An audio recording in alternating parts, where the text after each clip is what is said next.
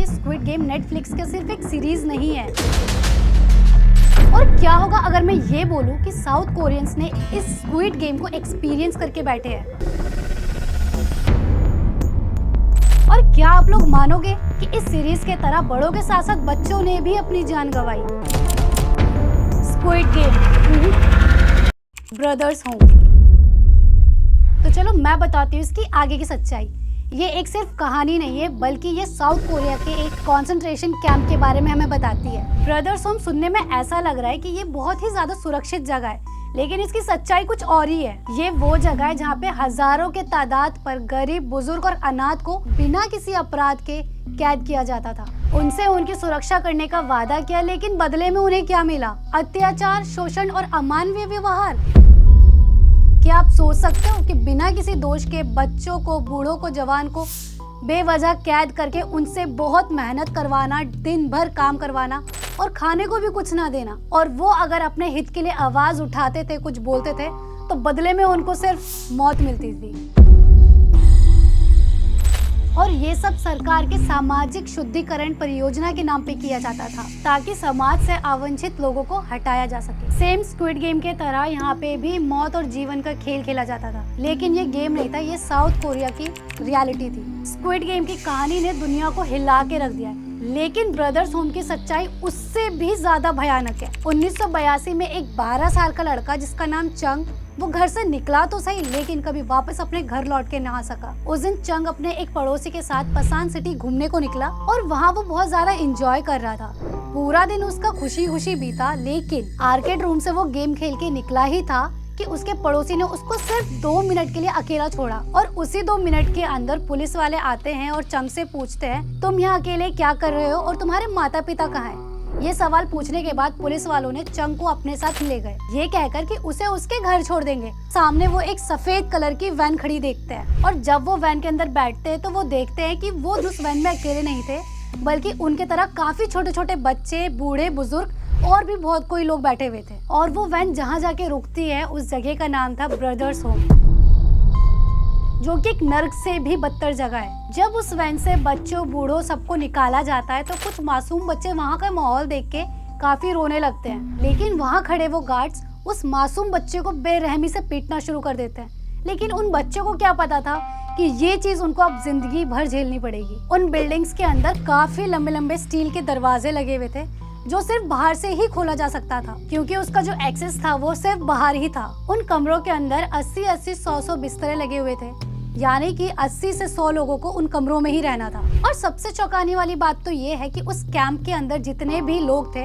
उन सबको नीले कलर की ड्रेस दी जाती है और नंबर दी जाती है, और सभी का जबरदस्ती बाल कटवा दिया जाता है। उनसे उनकी पूरी पहचान छीन ली जाती है, और जो नंबर उनके ड्रेस पे लिखा हुआ था, उनकी पहचान वो नंबर होता है। अगर वो किसी को बुलाते हैं तो उस नंबर से उनको बुलाया जाता है। उनसे उनकी पूरी पहचान छीन ली जाती है, और ये सब होने के बाद सभी को सोने भेज दिया जाता है, और सुबह 5 बजे अलार्म बजता है, और उठने के बाद उन सभी को एक लाइन बना के ग्राउंड में जाना होता है। जितने भी लोग वहाँ आए थे, तो जब वो बाहर जाते हैं तो वो हक्के बक्के हो जाते हैं, क्योंकि बस वही लोग नहीं, बल्कि वही नीले ड्रेस में हजारों लोगों के तादाद में लोग खड़े मिलते हैं, और हर एक लोगों के ड्रेस में अलग अलग नंबर था, और उनको क्या करना है, क्यों करना है और कैसा करना है, कुछ भी बताया नहीं जा रहा था। सब लोग एक दूसरे को ही देख के चीजें कर रहे थे, और जो लोग काम नहीं कर रहे थे उनको बहुत ही बेरहमी से पीटा भी जा रहा था। और एक बहुत ही गंदा रूल उस कैंप का ये भी था कि 120 लोगों में सिर्फ 30 ब्रश दिए जाते थे, इसीलिए वो लोग 30-40 लोगों का एक ग्रुप बनाते थे और टूथब्रश शेयर करते थे।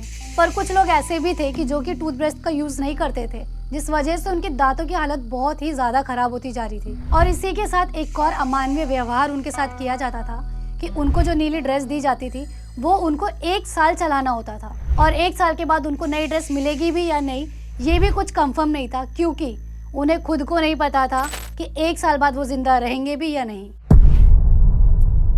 जितने भी लोगों को लाया जाता था, उन सबको अलग अलग जगहों पे काम दिया जाता था। किसी को बार्बर का काम दिया जाता था, किसी को सफाई का काम दिया जाता था, तो किसी को कुछ और जो भी काम को ठीक तरीके से नहीं कर पाते थे, टाइम से नहीं कर पाते थे, उनको बहुत ही बेरहमी से पीटा जाता था और अलग अलग सजाएं दी जाती थी। जिस लड़के के बारे में हम लोगों ने शुरू में बात करी थी, चंग, जिसे पुलिस वालों ने उस कैंप में भेजा था, तो उसने बताया कि उस समय उसका पूरा शरीर लगभग खून से तर रहता था, क्योंकि उसे हर समय पीटा जाता था और दिन भर में उसकी ये दशा होती ही रहती थी। खाने के नाम पे उन्हें सिर्फ थोड़ा सा खाना दिया जाता था, जिससे उन लोगों की भूख नहीं मिटती थी।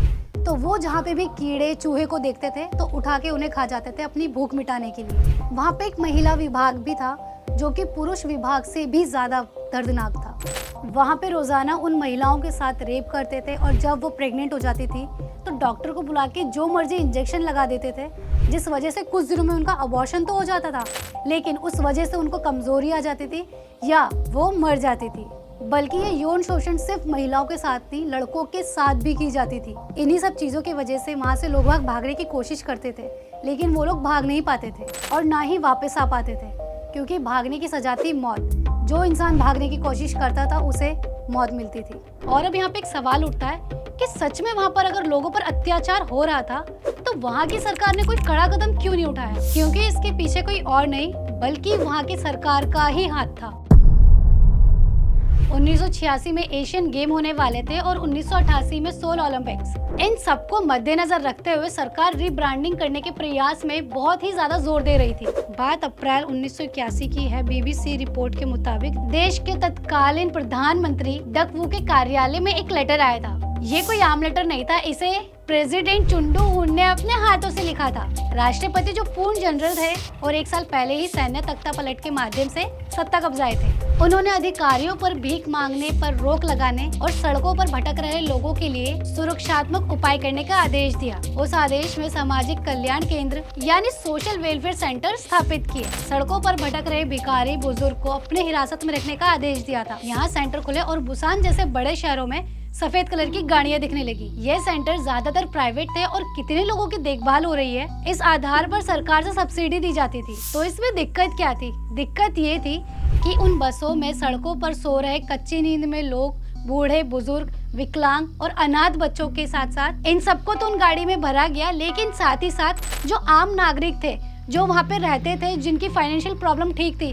उन लोगों को भी जबरदस्ती उन बसों में डाला गया। इन जैसे लोगों को सड़कों से हटाना ही इनका शुद्धिकरण का परियोजना था। शुद्धिकरण परियोजना का मतलब यही था कि गरीब बुजुर्गों को रोड से हटाया जाए। और इन्हीं में से एक सेंटर था हुए बोगन, जिसको हम ब्रदर्स होम के नेम से जानते हैं। ये सबसे बड़े वेलफेयर सेंटर में से एक था और इस सेंटर के मालिक पाक इन गुएन थे। दिसंबर 1986 में किम नाम का एक व्यक्ति उसी कैंप के आसपास शिकार करने का फैसला करता है और जब वो अपने कर्मचारियों के साथ वहाँ पे शिकार कर रहा था तो उसने देखा कि कुछ लोग जंजीरों से बंधे हुए थे, जिन्हें वहाँ के गार्ड्स बहुत ही बेरहमी से पीट रहे थे। और किम जब वहाँ से निकल रहा था तो उसने देखा कि कुछ लोगों को जानवरों के पिंजरों में कैद कर रखा है। इसके बाद किम ने इस पूरी जगह का जांच करने का फैसला किया और उसके बाद उसने कंप्लेन कर दी। फिर दिसंबर 1986 में उत्सान के एक अभियोजक किम योंग वॉन ने जाँच चालू करी। किम ने पाया कि ब्रदर्स होम के जो गार्ड थे इन गुएन के आदेशों के तहत काम कर रही थी। इन गुएन ब्रदर्स होम के कैदियों से जबरदस्ती काम करवा रहा था और 16 जनवरी 1987 को बुसान में कार्यशाला और केंद्र के मुख्य सुविधा में बड़े पैमाने पर तलाशी और जब्ती की जांच शुरू की गई। और जांच में पाया गया कि जो लोग दिमागी रूप से ठीक थे और स्वस्थ थे उनको भी उन्होंने उस ब्रदर्स होम में डाल रखा था, जहां पर उनसे जबरदस्ती काम भी करवाया जा रहा था। निदेशक के उस कार्यालय में एक तिजोरी भी मिली जिसमें 2 बिलियन वॉन यानी $10 मिलियन की एक बैंक रसीद मिली। अभियोजन सेवा द्वारा जांच के बाद न्यू कोरियन डेमोक्रेटिक पार्टी के नेशनल असेंबली सदस्यों ने बाद में ब्रदर्स होम में एक स्वतंत्र जांच की। उस पार्टी ने 4 फरवरी 1987 को जांच पर अपनी पहली रिपोर्ट पेश करी और उस रिपोर्ट में मिला कि 1986 में केंद्र के 3,975 कैदियों में से 3,117 को पुलिस द्वारा लाया गया था और 258 को काउंटी अधिकारियों द्वारा। DW के एक न्यूज़पेपर में बताया गया था कि उस ब्रदर्स होम में उस समय 516 लोग मारे गए थे और उन कैदियों के लाशों को गुप्त रूप से दफना दिया जाता था या पास के हॉस्पिटल में उनके लाशों को बेच दिया जाता था। तो ये था एक भयानक सच उस ब्रदर्स होम की। तो गाइज, आप लोगों को ये वीडियो कैसा लगा कमेंट सेक्शन में जरूर बताना और जो लोग हमारे चैनल पे नए तो चैनल को यार सब्सक्राइब करके ही जाना, वीडियो को लाइक करना, वीडियो को शेयर भी करना और ऐसी नॉलेजफुल वीडियोस के लिए हमारे चैनल को सब्सक्राइब जरूर करें। जय हिंद, जय भारत।